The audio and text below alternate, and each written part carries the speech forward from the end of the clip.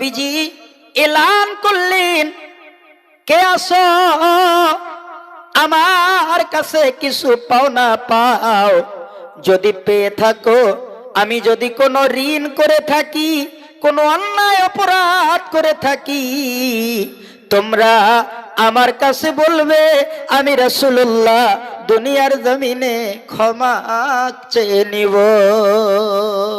মদিনার বাজারে সাহাবীরা সবাই পাগল হয়ে গেল, নবী গো, আমরা আজকে নবী হারা ইতিম হয়ে গেলাম, আমরা বুঝি নবী থেকে মাহরুম হয়ে যাব, আর কাকে নবী নবী বলে ডাকব। হযরতে বিলাল নবীজি ইমামতি করলে বিলাল মধুর কণ্ঠে আযান দেয়। বিলাল বলে, ইয়া রাসূলুল্লাহ, আজকে থেকে আর কোনদিন আমি মসজিদুল নববীতে আযান দিব না।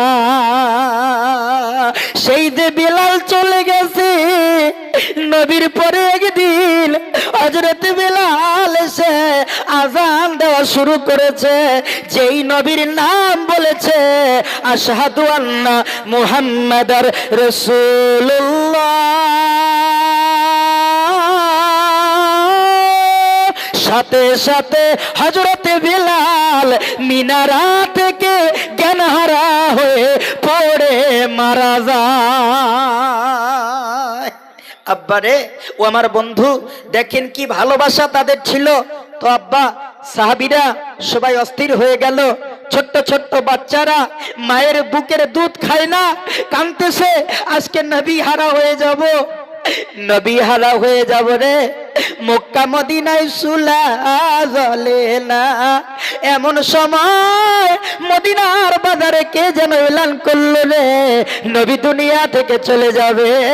একজন সাহাবী ঘোড়ার পৃষ্ঠে সওয়ার হয়ে বলছে, রে ভাই, নবীজি দুনিয়া থেকে যেতে পারে না, আমি নবীর কাছে পাওনা আছে, নবী যদি আমার পাওনা মিটায়া না দেয়, আমি নবীকে দুনিয়া ছাড়তে দিব না। মানুষ অবাক হয়ে গেল, সাহাবীরা অবাক হয়ে গেল, কিরে, যে রাসূল জীবনে কাউকে কষ্ট দেয় নাই, জীবনে ইচ্ছা করে নবী কাউকে একটা থাপ্পড় মারে নাই, জীবনে আমার নবী কাউকে গালিমন্দ দেয় নাই, আজকে এই আবি ওয়াক্কাস নবীর সাহাবী হয়ে সে কিভাবে দাবি করে নবীর কাছে তার পাওনা আছে? কি সে পায়? কিচ্ছু বলছে না, শুধু বলছে আমি পাই। আব্বা, সাহাবীরা সবাই ধরেছে, আবি ওয়াক্কাস, তুমি নবীর কাছে কি দাবি রাখছো বলো? আবি ওয়াক্কাস নবীকে বলছে, হুজুর, সাহাবীদের মাঝে বলবো না, আমি আপনাকে বলবো। নবী বলছে, রে আবি ওয়াক্কাস, আমার কাছে কি তুমি পাও বলো? আবি ওয়াক্কাস বলে, নবী গো, জিহাদের ময়দানে আপনি ঘোড়াকে চাবুক মারতে গেছেন, আর ওই সময় ঘোড়াকে চাবুক না লেগে আমি আবি ওয়াক্কাসের পিঠ কেটে গেছে, আজও আমার পিঠে দাগ আছে। সাহাবীরা বলে, আবি ওয়াক্কাস রে,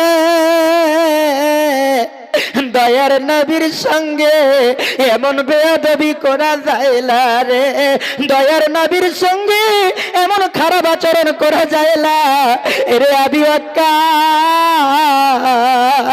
নবীর সঙ্গে বেয়াদবি করিও না।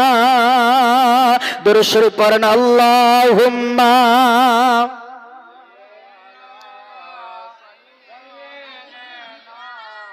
মাওলানা মুহাম্মদ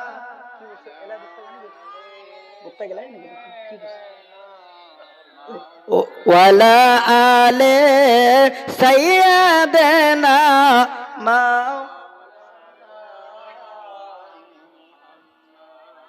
আব্বা আমার, তাহলে দেখেন আবি ওয়াক্কাস নবীর কাছে কি পাওনা দাবি রাখছে, জোরে বলেন। একটু হানা যদি উত্তর না দেন তাহলে আমার ওয়াজ করে তো শান্তি পাবো না শোনা। কেন জানেন? ওই এক জায়গায় বক্তা ওয়াজ করতেছে, তো শ্রোতাগুলা বাবা কেউ মনোযোগ দিয়ে ওয়াজ শুনতেছে না, একটা বুড়ি খালি শুনতেছে। তো বুড়ি বক্তার ওয়াজ শুনিয়া এত কান্না কাঁদে, কাঁদতে কাঁদতে বুড়ি চোখ দুইটা লাল করে দিছে। তো বক্তা ডাক দিয়া কয়, বুড়ি বেটি, আমার ওয়াজ শুনি কায়ও কান্দে না মা, তুমি কেন কান্দো? তো বুড়ি বলছে, বাবা বক্তারে, আমি তোমার ওয়াজ শুনি কান্দি না, বহুদিন আগে আমার একটা ছাগল হেরে গেছে, তোমার ওই দাড়িগুলা দেখিয়া আমার হেরে যাওয়া ছাগলের দাড়ির কথা মনে পড়ে গেছে। তুমি যখন দাড়ি হেলে ওয়াজ করো তখন আমি খালি ছাগলের কথা মনে করি কান্দি, তোমার ওয়াজ শুনি কান্দি নাই বাবা। সাথে সাথে বক্তা কইছে, বুড়ি গেলায় টানো, নাইলে আমার ওয়াজ বন্ধ হয়ে যাবে। তো বাবা আপনারা যদি আমার ওয়াজে একটু হা না উত্তর না দেন তাহলে আমার ওয়াজ করা সম্ভব হবে কি? জোরে বলা হবে কি? বাবা আমরা